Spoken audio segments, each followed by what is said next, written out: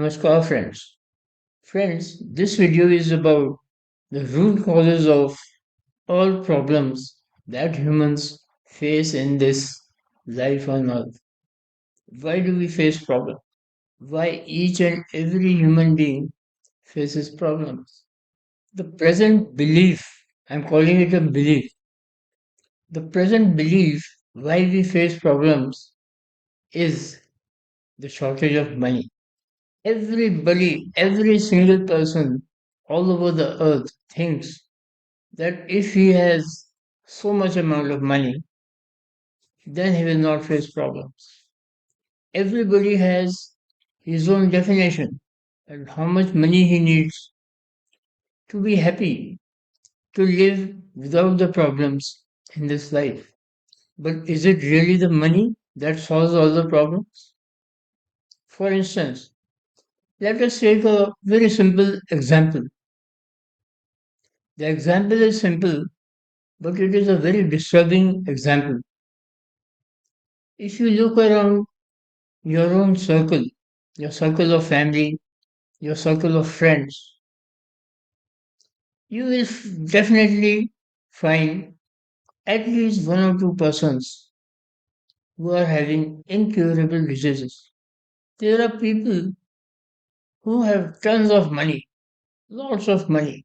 They can hire the costliest of doctors and hospitals in the world, but yet they have certain persons in the family whose diseases cannot be cured by any of the modern scientific knowledge or the medical sciences. Why is that?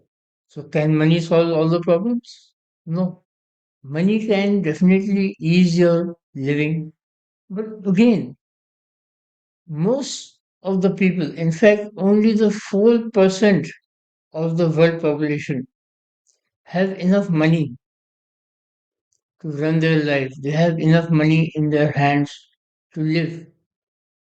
96% of the people of the world have incessant shortage of money throughout their lives. Why is that? Why is everybody short of money? Okay, it's not money. If somebody has enough money, then there are interpersonal problems. There are of course, the problems of health.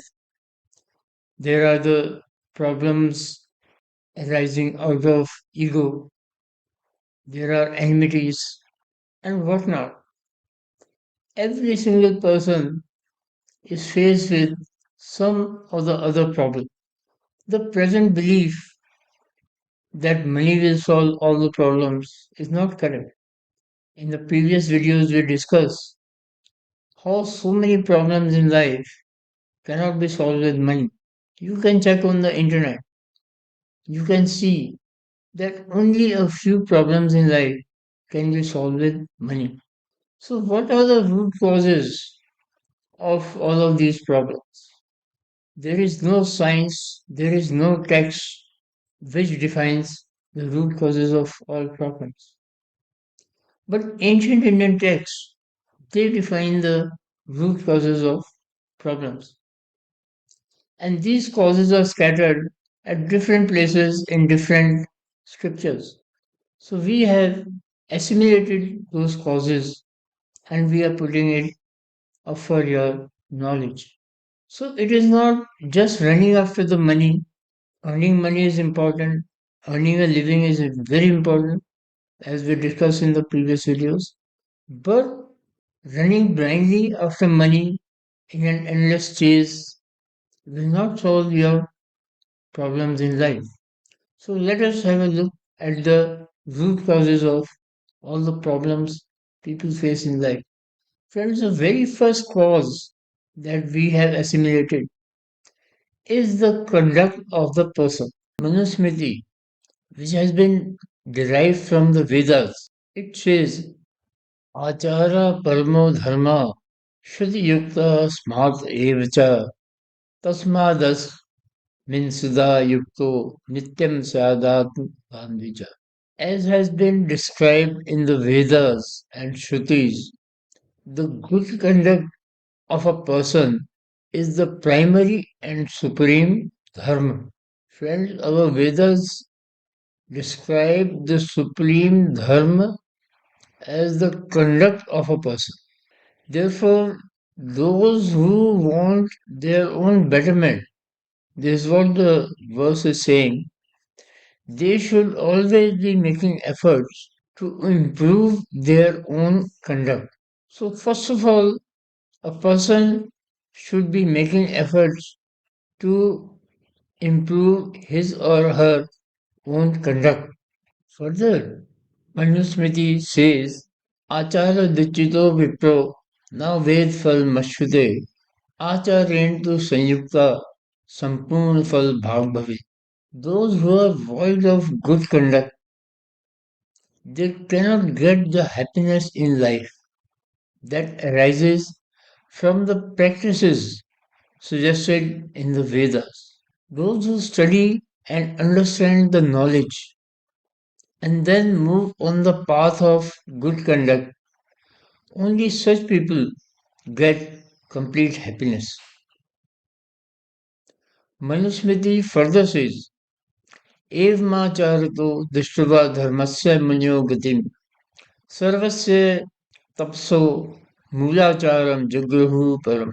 Thus, seeing the growth of themselves and attainment of dharma through the path of good conduct, the sages accepted that following the path of good conduct is the basis of success in all Vedic practices, penances, and prayers, and all good life and happiness.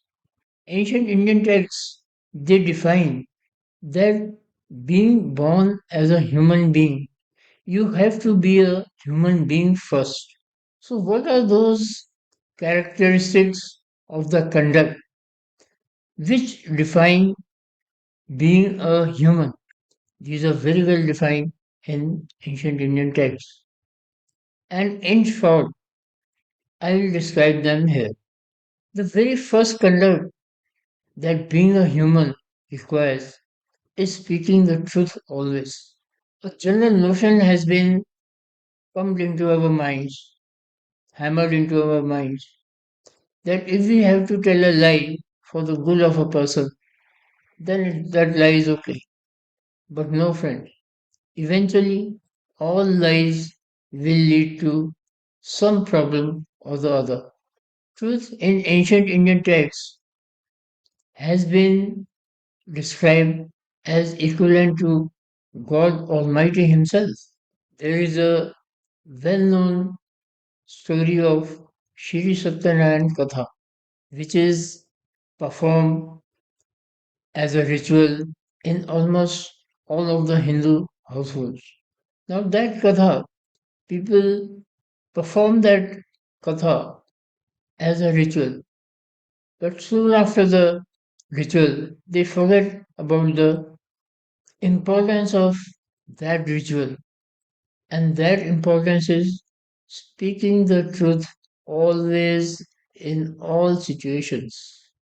Friends, we have seen in these days that especially youngsters and even the elderly ones, even the middle aged ones, the people in general, they tell a lie without even the smallest sense of compunction or the smallest sense of guilt.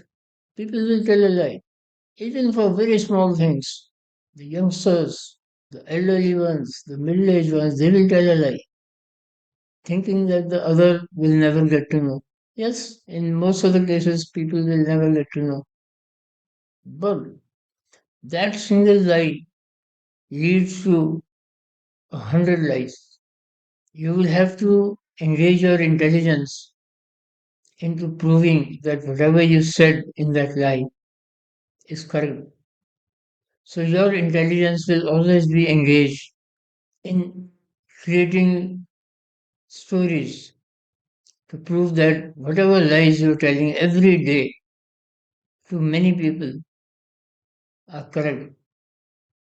So your intelligence, instead of getting developed and enhanced, and which should be engaged in your profession or your karma, gets engaged into hiding those lies which you're telling every day. And you think that you are very intelligent. You will save yourself from any situation. But it is not that. You are digging holes in the ground for your own self.